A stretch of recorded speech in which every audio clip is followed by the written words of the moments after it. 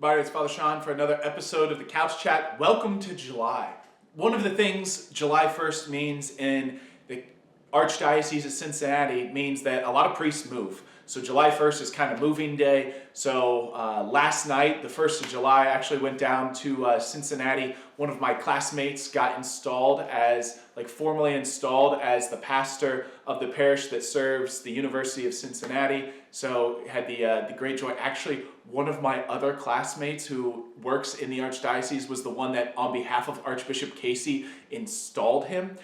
It seems like a mafia thing kind of happening, one classmate doing a favor for another one, but we always joked about being a mafia in the seminary. So pray for Father Tim Fahey as he begins a new assignment down there, one of my, just an absolutely phenomenal priest and a good friend. So, also in the Archdiocese of Cincinnati, July 1st means the start of a new fiscal year.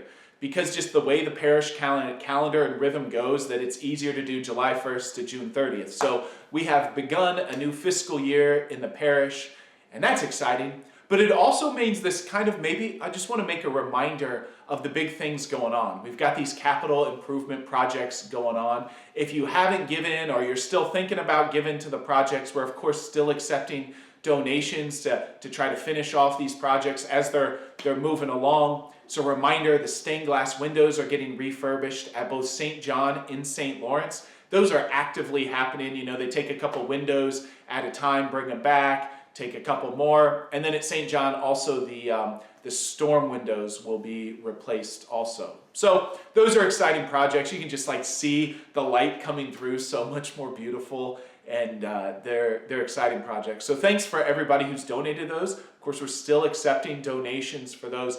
At both places, we're trying to raise $50,000. And as I'm recording this, we haven't hit that goal yet. We're getting close, inching close. So thanks everybody for your generosity. The other one that's currently happening, as you I'm sure are well aware of, is the Faith Center at St. Joseph. Work's coming along.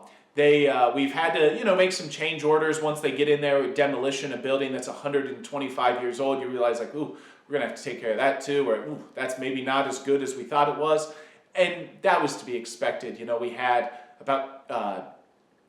we had a pretty sizable contingency budget of things that would come up. As of this recording, again, we haven't used all of that, so that is good news. So a lot of exciting things happening there. So we are trying to raise $300,000 for that. So that project is one that has been funded by a lot of generous gift by somebody. So we're extremely grateful for that. It's also some savings that St. Joseph has had from selling the old school and different kind of properties and that sort of stuff. So we're blessed by that, but are hoping to raise $300,000 to offset the costs and to kind of finish off what we need to pay for that. So thanks to everybody who's given. I just want to invite you to consider that. It's a long-term project. That building is going to be present. It's a solidly built building. It's going to be there for generations to come. So it's an investment in the future of the parish. The last one is at Immaculate Conception here in Bawkins. I say here, I'm recording the Couch Chat in the office I have in Bawkins. So that's why I say here. But the organ has been a long discussed project. And it's something we're working on still. It's been a little bit slow going to get contractors to come up for committees. As I'm recording this, kind of something interesting has come up. And I don't want to say too much about it, but there is a chance of getting a used organ that is in a space very similar to Immaculate Conception that church in a different part of the country is closing. So our consultant had kind of come across it. So we're looking to see if the church, as it's closing, actually just closed this week. If it would be something they're willing to sell and kind of, a grieving community of having to move on.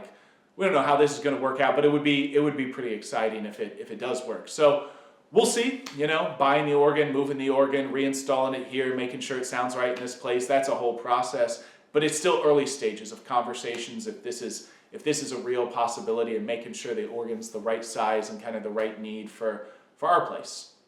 The moral of the story is the project keeps moving along. We've got contractor coming in to to just take a look at it to see about a new build. We've had one of those already, so we'll see how that goes. And but we are trying to raise money to supplement the parish savings that we're putting towards that. We don't know how much it's going to cost right now, but just to make sure we've got the right budget when we are ready to sign on the dotted line. So we're trying to raise $150,000 and raise quite a bit of that. So thanks so much for your generosity. And so it's just such a blessing to get to keep making our buildings, to keep improving them, keep maintaining them. It's some of the great treasures, our Lord's house, that we keep getting to build up. So thanks to everybody for your generosity. That's the update on the capital improvement projects. Hopefully see you at the St. Joseph Festival, the 3rd and the 4th, Thursday, Friday this week. I know I'll be there. And take care. We'll see you later. Happy new fiscal year. Cheers.